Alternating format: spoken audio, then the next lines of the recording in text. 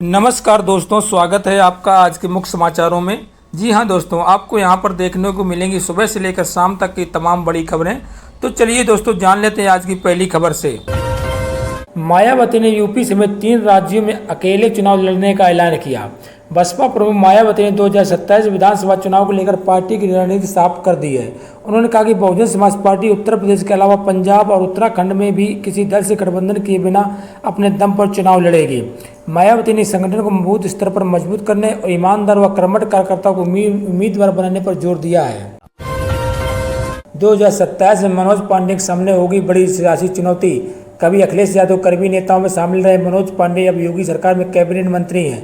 2024 के राज्यसभा चुनाव में भाजपा के साथ जाने के बाद उनकी राजनीतिक भूमिका बदल गई। अब 2027 का विधानसभा चुनाव उनके लिए अहम माना जा रहा है।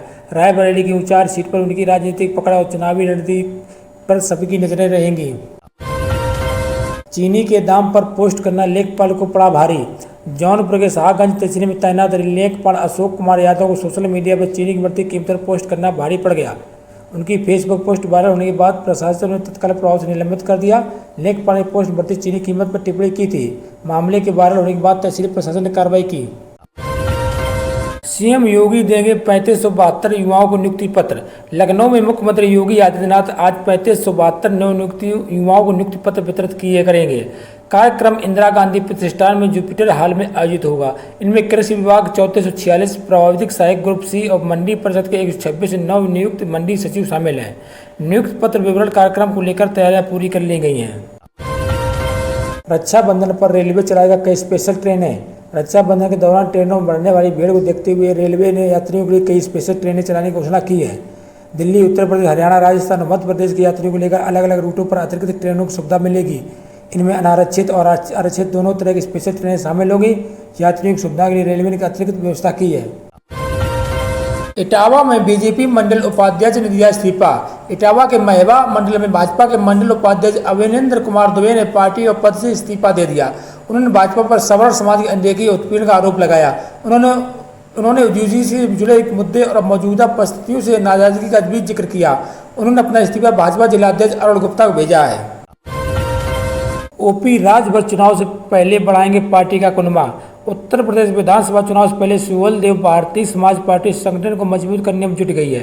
पार्टी अध्यक्ष और मंत्री ओम प्रकाश राजभर आज लखनऊ में कई बड़े चेहरों को पार्टी की सदस्यता दिला सकते हैं।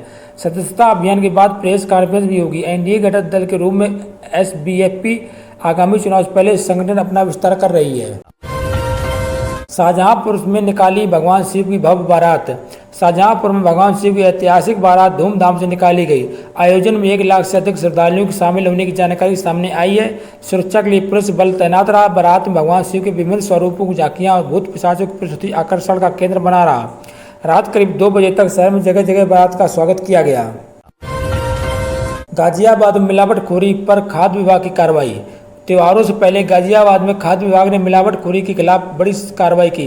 क्रॉसिंग रिपब्लिक थाना क्षेत्र के भीमनगर में छापेमारी के दौरान करीब 10 कुंतल छेना रसगुल्ला नष्ट कराया गया। टीम ने रसगुल्ला, अरारोट, पनीर और सोपोलाइट के नमूने लिए हैं। सभी नमूनों की जांच के लिए भेजा गया है। रिपोर्ट के आधार पर आगे कार्रवाई की जाएगी। राम मंदिर के लिए महिला श्रद्धालुओं ने दिया बड़ा दान।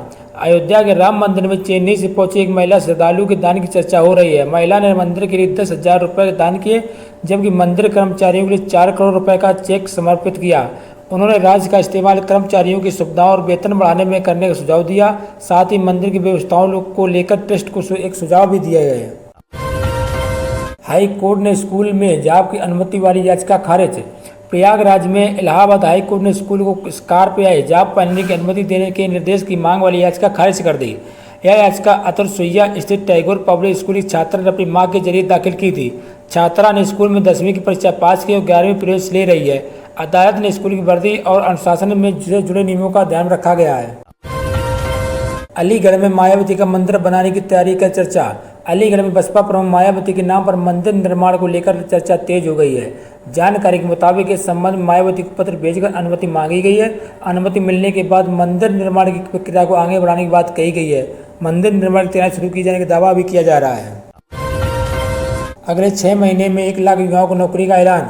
लखनऊ में नियुक्ति पत्र वितरण कार्यक्रम के दौरान मुख्यमंत्री योगी आदित्यनाथ ने 2027 से अब तक की उनकी सरकार 9,30,00,000 से अधिक युवाओं को सरकारी नौकरी दे चुकी है। उन्होंने भर्ती प्रक्रिया को पारदर्शी और नियमों के अनुरूप बताया। मुख्यमंत्री ने कहा कि अगले 6 महीनों में प्रदेश में 1 लाख युवाओं को सरकारी नियुक्ति पत्र देने का लक्ष्य रखा गया है। यूपी 2027 चुनाव को लेकर सियासी सरगर्मी तेज। उत्तर प्रदेश विधानसभा चुनाव 2027 को लेकर राजनीतिक दलों तैयारियां तेज कर दी गई हैं। भाजपा लगातार तीसरी बार सरकार बनाने का दावा कर रही है, जबकि समाजवादी पार्टी प्रमुख अखिलेश यादव भाजपा को सत्ता से हटाने की बात कह रहे हैं।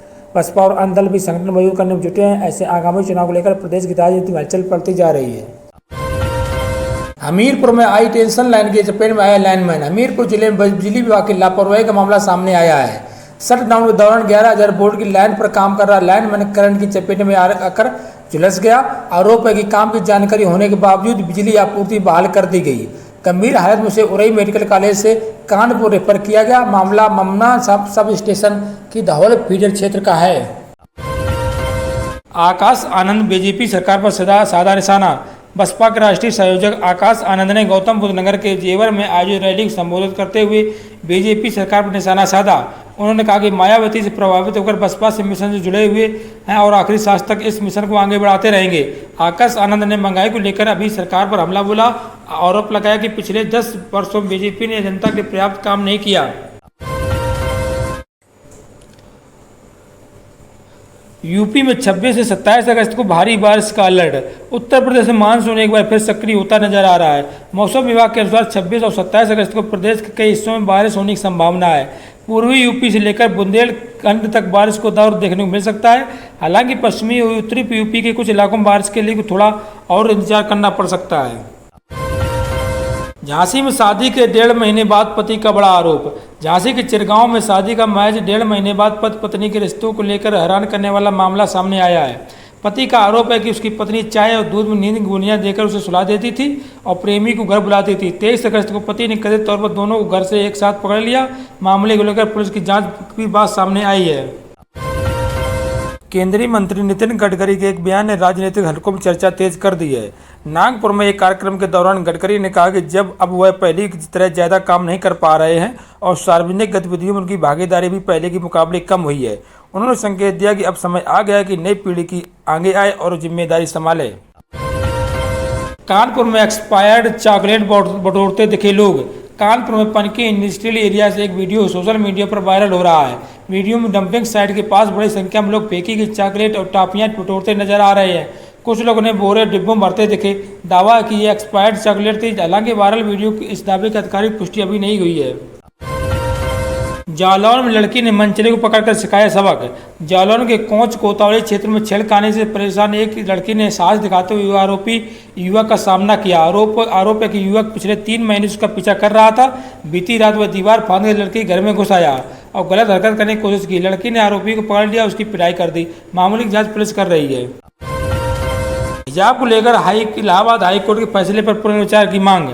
इलाहाबाद हाईकोर्ट ने स्कूलों में हिजाब पहनने की अनुमति से लेकर इनकार करते हुए कहा कि विद्यार्थियों को स्कूल यूनिफॉर्म के नियमों का पालन करना चाहिए। कोर्ट ने कहा यूनिफॉर्म से छात्रों समानता की भावना बनी रहती है और स्कूल की पहचान भी कायम रहती है। इस फैसले पर मौलाना यासूफ अब्बास ने पुनर्विचार की अपील की है और धार्मिक स्वतंत्रता का हवाला दिया है।